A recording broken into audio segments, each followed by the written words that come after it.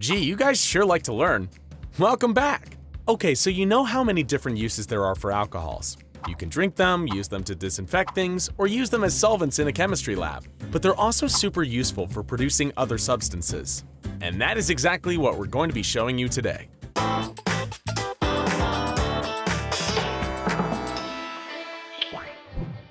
Okay, so today we're going to be dealing with the substitution of the hydroxyl group in alcohols. And what we're covering today can be used as the first step in synthesizing all kinds of substances. Most of all, it's really going to help us get a general understanding of how esterification reactions work. So make sure you're paying attention. But before we begin, you might find it really helpful to watch our videos on nucleophilic substitutions and leaving groups first. You can find them here. Let's start by looking at the structure of an alcohol. As you know, the thing that makes an alcohol is its OH group.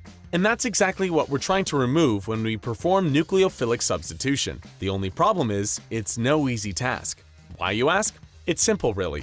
The hydroxyl group, OH-, is a very reactive entity and a strong nucleophile, due to the fact that it has 3 free electron pairs and a formal charge on its O atom. So if we want to remove the OH, we're going to need substances that somehow manage to be even more reactive and which are going to go after the OH specifically. Yeah, good luck with that. So what do we do now? We protonate the OH group, which means turning that OH into H2O. And since the second H is now bonded with a previously neutral O, the O gets a positive charge. So how do we do that? Well, that's what acids are for. So remember, if you're going to have OH as your leaving group in nucleophilic substitution, it needs to be protonated to H2O. Alright, now we can get started with the reaction. First up is the SN2 reaction, which occurs when we're dealing with primary alcohols. We'll show you why later. For our example, we're going to use our old friend ethanol again, and we're going to be reacting it with hydrogen halide. Hydrogen halides are pretty great. They're fantastic acids on the one hand, while on the other hand, they house halogen atoms, which are awesome nucleophiles. The example we're going to be using here is hydrogen bromine, HBr. Because of the electronegativities involved, HBr splits apart in an aqueous solution into an H+ ion and a bromide ion. The H+ will now protonate the alcohol, creating an alkyl oxonium ion. In the next step, the bromide ion uses its free electron pair to latch onto the carbon atom attached to the water.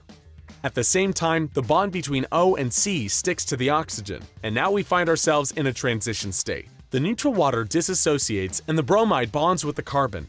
Our products are water and haloalkane.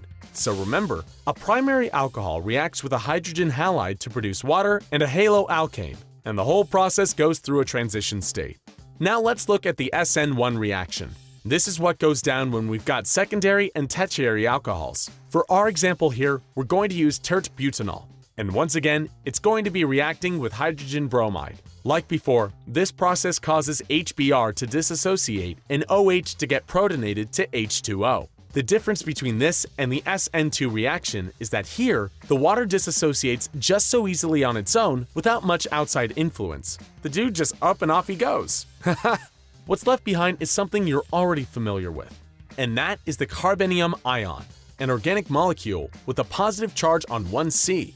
The last step is where the bromide attaches itself to it, giving us a haloalkane as a product here as well. So what to remember? Secondary or tertiary alcohols undergo the SN1 reaction to produce a haloalkane and water.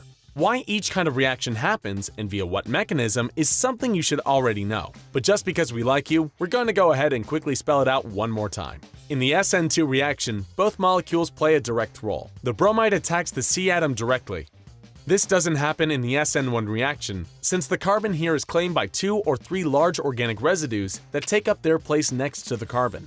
On the other hand, the carbenium ion is easily stabilized and the mechanism continues via this intermediate. To sum this all up, a primary alcohol reacts with a hydrogen halide in the SN2 reaction to produce water and a haloalkane. For secondary and tertiary alcohols, the process follows the SN1 mechanism.